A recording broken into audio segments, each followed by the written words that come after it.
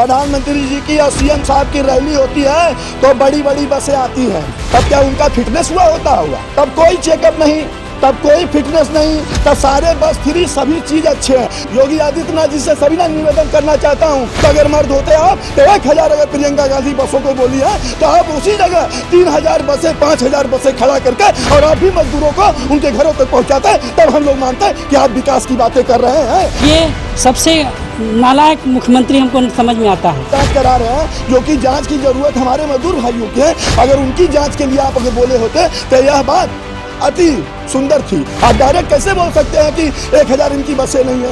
Auto का number है, ठीक है, ऑटो का नंबर है, गाड़ी का नंबर है। हो सकता है कि बसों द्वारा नहीं, ऑटो द्वारा, टू व्हीलर द्वारा ही वो पहुंचाना चाहती हो। तो एक एक विधायक को अगर 50-50 गाड़ी सौंप दे तो हमें नहीं लगता कि जितने भारत के अंदर विधायक हैं अभी सारे गरीब घर पहुंच जाएंगे। और कहाँ राशन आप लोग बांट रहे हैं? किस जगह राशन बांट रहे हैं? आपका राशन खाली आपके चमचों में जा रहा है। लाइव टीवी, सच सबसे आगे। जब कोई भी बड़ी सभा होती है तो बस की कागज चेक नहीं की जाती है, मगर जो आज मजदूर हजारों किलोमीटर पैदल चल रहे हैं और जब ये प्रियंका वाड्रा ने देखा तो उनसे रहा नहीं गया और कई बसों को उन्होंने तैयार किया और उनके घर तक पहुंचाने के लिए बात भी कही। मगर क्या दिक्कत आ गई सरकार को कि रोकना पड़ गया? क्यों कागज चेक कर रहे हैं? कुछ बनारस के लोग मेरे साथ, हम इनसे बात करेंगे क्या आखिर दिक्कत आ गई उन बसों में और प्रवासी मजदूरों को लेकर के कि बस क्यों रोका गया? आज जो बसों को रोका जा रहा है यह गलत ही काम है, क्योंकि अगर प्रियंका गांधी जी अगर हमारे मजदूर भाई प्रवासी भाइयों की मदद करना चाहती हैं और उन्होंने बस उपलब्ध कराया है तो हमारे मजदूर भाइयों को पहली प्राथमिकता होती है कि उनके घरों तक पहुंचाया जाए एवं उनके जिलों तक पहुंचाया जाए। और जो भी बस रोकने का कार्य कर रहे हैं या वो कह रहे हैं कि बसों का वो होगा, तो मैं उनसे इतना ही कहना चाहूंगा, सीएम साहब से भी पूछना चाहता हूं, पीएम साहब से भी पूछना चाहता हूं और देश के 130 करोड़ नागरिकों से पूछना चाहता हूं कि जब ही प्रधानमंत्री जी की और सीएम साहब की रैली होती है तो बड़ी बड़ी बसें आती हैं, तब क्या उनका फिटनेस हुआ होता होगा? और उसी बसों में लाई चूरा, खाना, नाश्ता, पानी, सब मतलब टोटल चीजें फ्री। तब कोई चेकअप नहीं, तब कोई फिटनेस नहीं, तब सारे बस फ्री, सभी चीज अच्छे हैं। तब ट्रैक्टर भेज दिया जाता है, बस भेज दिया जाता है, मार्शल भेजा जाता है, सफारी भेजा जाता है, बहुत बड़ी बड़ी गाड़ियां भेजी जाती है। आज वो गाड़ियां कहाँ हैं? उनको इस तरीके से रोका ना जाए बॉर्डर पे। अगर बसें कोई विपक्ष पार्टी करती है तो वो मिल के सहयोग करके उनको घर तक पहुंचाया जाए, न कि उस पर गंदी राजनीति किया जाए। जब कहीं सभा होती है, रैली होती है, गाड़ी जाती है, उसकी तो चेक नहीं होती है। इसी क्यों चेक हो रही है? जब मजदूर अपने आप अगुआ आते हैं घर के, उनको फैसिलिटी देती है प्रियंका गांधी, तो क्यों रोका जाता है उनको?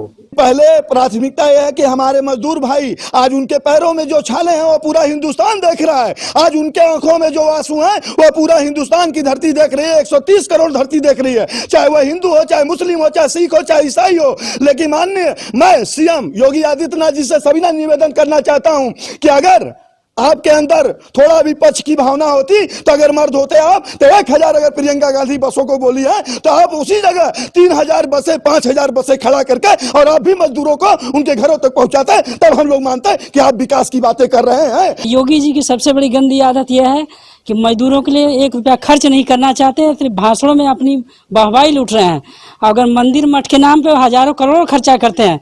जब से सत्ता में बैठे हैं हिंदू मुसलमान यही सब मैटर उठाते हैं। तब जो बसों को रोके रहे हैं या बसों का जो सर्टिफाई करवाना चाहते हैं, जो जांच करवाना चाहते हैं, तो सरकार जांच उनकी क्यों करा रहे हैं? आप भाई आप बस की जांच करा रहे हैं, जो कि जांच की जरूरत हमारे मजदूर भाइयों की है। अगर उनकी जांच के लिए आप अगर बोले होते तो यह बात अति सुंदर थी। लेकिन मैं सविनय निवेदन करना चाहता हूं, देश के प्रधानमंत्री जी और देश के मुख्यमंत्री जी, सत्ता आपकी है, सबसे ज्यादा राज्यों में सत्ता आपकी है, तो यह आपकी व्यक्तिगत जिम्मेदारी बनती है। अगर विपक्ष कोई मदद कर रहा है तो उसे मदद करने दिया जाए एवं कानूनी अड़चन या कागजी कार्रवाई द्वारा रोका ना जाए। आप डायरेक्ट कैसे बोल सकते हैं कि 1000 इनकी बसें नहीं है? ऑटो का नंबर है, ठीक है, ऑटो का नंबर है, गाड़ी का नंबर है। हो सकता है कि बसों द्वारा नहीं, ऑटो द्वारा, टू व्हीलर द्वारा ही वो पहुंचाना चाहती हो। इस टाइम माहौल में जब प्रियंका गांधी खड़ी हुई है, उसके सहारा देना चाहिए, सबको सहयोग देना चाहिए, वो बस में पब्लिक को भेजना चाहिए गांव में। तो मैं माननीय प्रधानमंत्री जी, माननीय योगी आदित्यनाथ सीएम साहब से पूछना चाहता हूं कि कोई ऐसा राज्य नहीं है पूरे राज्यों में जहां यूपी बिहार भारत निर्माण, तो यूपी बिहार के मजदूर न हो, चाहे वो कनाडा हो, चाहे केरला हो, चाहे वो हो, चाहे कोई भी बॉम्बे महाराष्ट्र कोई भी राज्य उठा के देखिए। लेकिन मैं पूछना चाहता हूं पूरे हिंदुस्तान से कि क्या यूपी बिहार में तमिलनाडु वाले हैं? क्या यूपी बिहार में पंजाब वाले हैं? क्या यूपी बिहार में केरला वाले हैं? तो आज हमारे मजदूर भाई खट रहे हैं, तो आज उनको जरूरत है, आज पक्ष विपक्ष दोनों की जरूरत है, और हम दोनों भाई मिलकर मदद करें, न कि इसमें गंदी राजनीति करें। अगर राजनीति करना ही है तो विकास के मुद्दों पे राजनीति किया जाए, और न कि कागजी खेल देकर हमारे मजदूर प्रवासियों को रोका जाए। ये सबसे नालायक मुख्यमंत्री हमको समझ में आता है। ये नीच भावना इनकी ये है कि वो मतलब कि विपक्ष का कोई सहयोग लेना नहीं चाहते हैं, उनको नीचा दिखाना चाहते हैं, जो कि यहाँ पे पक्ष विपक्ष की बात नहीं, वहाँ सहयोग एक दूसरे का होना चाहिए। मजदूर बेचारा इन दोनों के चक्कर में पिस रहा है। उनका जो कहना है प्रियंका वाड्रा जी का, वह बहुत ही सराहनीय कहना है, क्योंकि आपको जो भी चेक करना है आप चेक करिए, लेकिन पहले मजदूरों को आप घर पहुंचाइए। तो या आप चेक करके घर उनको पहुंचाएं, या तो फिर पहले उनको ले जाके आप चेक करें। बात दोनों एक ही है, क्योंकि पहली प्राथमिकता यह होती है कि हमारे मजदूर भाई अपने घर पहुंचे, और अपने घर पहुंचे, अपने परिवार में पहुंचे, अपने गांव में पहुंचे। और रही बात जो गांव में आप लोग जो भी नियम कानून बनाया है वो उनके पर लागू होगा। लेकिन अभी जो स्थिति है वह स्थिति ये है कि हमारे जितने भी मजदूर भाई हैं, चाहे वो राज मिस्त्री हैं, चाहे हेल्पर हैं, चाहे सरिया वाले हैं, चाहे सेटरिंग वाले हैं, चाहे सिविल वाले हैं, चाहे इंजीनियर हैं, चाहे मैकेनिकल हैं, जो भी मजदूर है वो पहले अपने जन्मभूमि पे पहुंचाया जाए। जो साथ दे रही है बहुत अच्छा ही दे रही है, हिंदुस्तान के लिए बहुत अच्छी है। लेकिन जो प्रधानमंत्री रोक रहे हैं और मुख्यमंत्री रोक रहे हैं, ये बात सर गलत है। क्या पक्ष का काम है विरोध करना? पक्ष का काम है कि पहले वो सहयोग करें, क्योंकि पहली प्राथमिकता होती है कि उनका सहयोग। अगर वो सहयोग करना चाहते हैं तो जितने मजदूर थे, योगी आदित्यनाथ जी जो हमारे सीएम साहब हैं वो बता सकते थे कि 1000 अगर आपकी बसें हैं तो एक बस में कितने आदमी बैठते हैं, तो जितने आदमी बस में बैठते हैं उतने ही मजदूर। योगी आदित्यनाथ जी अगर बता दिए होते प्रियंका वाड्रा को कि फलाने जगह 10 गाड़ी लगाइए, ढेकाने जगह 10 गाड़ी लगाइए, रायबरेली में 15 गाड़ी लगाइए, इतने मजदूर यहाँ हैं, वहां से उठवा के उनके घरों में पहुंचाया जाए, तब जाके पक्ष पे भी ताली हम लोग मारते हैं और विपक्ष पे भी ताली मारते हैं। लेकिन यहाँ स्थिति कुछ और है। यहाँ ये है कि बसों का फिटनेस, ये बताइए कि पहले मजदूर का फिटनेस जरूरी है या बस का? आज हमारे देश के प्रधानमंत्री और मुख्यमंत्री चाहे तो एक एक विधायक को अगर 50-50 गाड़ी सौंप दें तो हमें नहीं लगता कि जितने भारत के अंदर विधायक हैं अभी सारे गरीब घर पहुंच जाएंगे। चंद लम्हों में, चंद मिनटों में सारे लोग पहुंच जाएंगे। लेकिन इनको क्या है, अभी चुनाव आया तो चाहे जैसे गाड़ी जाए उससे कोई मतलब नहीं, क्योंकि वो जानते हैं। लेकिन जब विपत्ति में भी आप वही काम कर रहे हैं, शर्म आनी चाहिए। कम से कम आज का दौर तो देखिए, आज पूरे हिंदुस्तान की निगाहें उन प्रवासी मजदूरों पे है जो 1500 किलोमीटर दूर, 2000 किलोमीटर दूर जाके अपने परिवार का मोह माया छोड़ के और वहां खटते हैं। एक तो 12 घंटे की ड्यूटी कराई जाती है और उसके बाद जब मरने का नौबत आया तो छोड़ दिया आप लोग। कहाँ गए कंपनी वाले, उद्योग वाले, प्लांट वाले, मजदूर, ठेकेदार? मैं पीएम साहब, सीएम साहब से निवेदन करता हूं कि पहले उनसे पूछा जाए, जिन्होंने उनको अपने राज्यों से भगाया, अपने जिलों से भगाया, पहले उनसे पूछा जाए। एक एक मजदूर 40-40 साल, 25-25 साल से वहां खट रहा है। अब महज जब मजदूरों पे विपद आया तो सारे मालिक हाथ खड़े कर दिए। तब आप लोग क्यों नहीं मजदूरों से उनसे पूछें? तो पहली प्राथमिकता होती है कि इन लोगों से पूछा जाए। लेकिन यह काम बहुत घटिया हुआ है और बहुत ही शर्मनाक हुआ है। मैं यही निवेदन करूंगा कि जो जहां से जैसे मदद कर रहा है, सारे देशवासियों का मदद किया जाए। आज जो विपक्ष पार्टियां जो भी राजनीति कर रही हैं या जो पक्ष पार्टियां राजनीति कर रही हैं, तो राजनीति आज कोरोना जो महामारी जो कि चीन से उत्पन्न होकर हमारे हिंदुस्तान तक पहुंची है, तो मैं यह पूछना चाहता हूं कि इससे बड़ी बीमारी अभी तक हमें हिंदुस्तान के अंदर कभी नहीं देखने को मिली।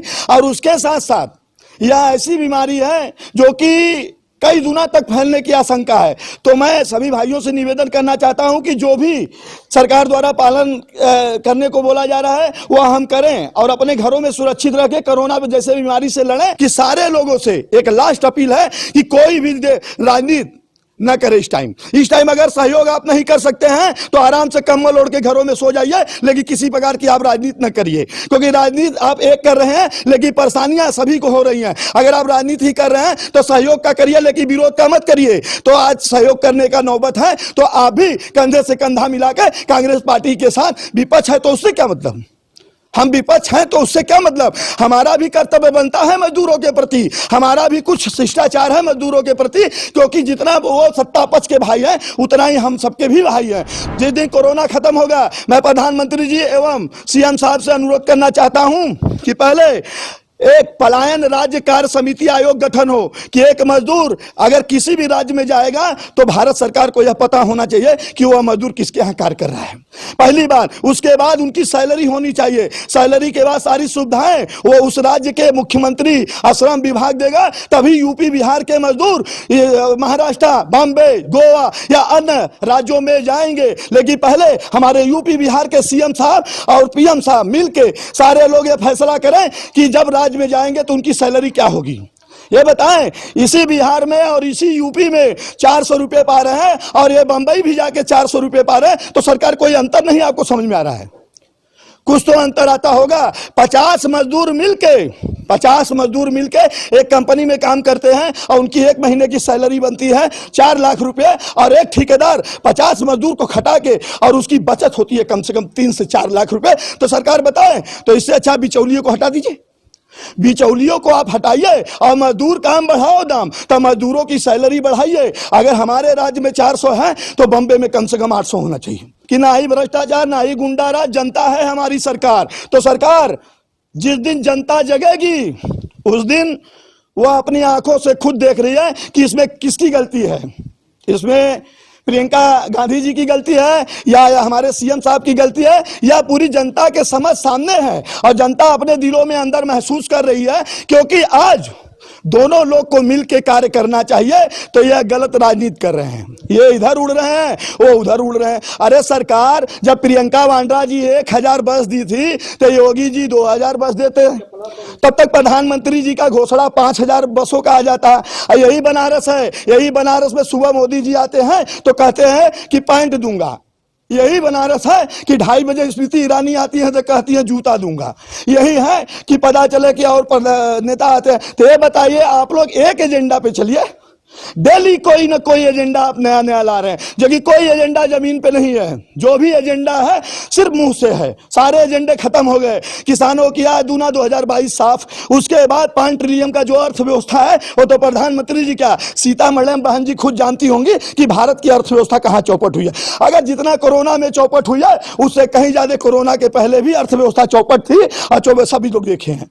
तो पहले तो दोनों अर्थव्यवस्था जनता के समझ आधा आधा किया जाए कि आपके कोरोना के पहले हमारे भारत की अर्थव्यवस्था की स्थिति क्या थी। यह नहीं कि सारे अर्थव्यवस्था मिक्स करके और कोरोना में दिखा दे कि कोरोना में इतना ही घाटा लगा है हमें।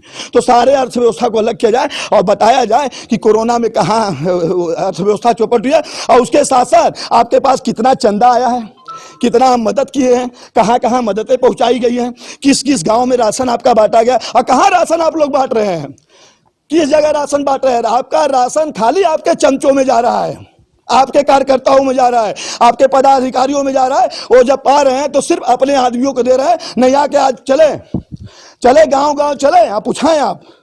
तो मैं इतना निवेदन करना चाहता हूं कि कोई भी गंदी प्रकार की राजनीति न किया जाए और देश के प्रति राज करिए और मजदूरों भाइयों के प्रति करिए। आज उन्हीं का मेहनत है, वो अन्न में जब किसानों के खेतों में मजदूर खटते हैं तो जाके अन्न पैदा होता है, तब जाके भूखा पेट सोता है। आज उन्हीं का अन्न हम लोग खा रहे हैं और जब उनकी नौबत आए तो हम राजनीति कर रहे हैं।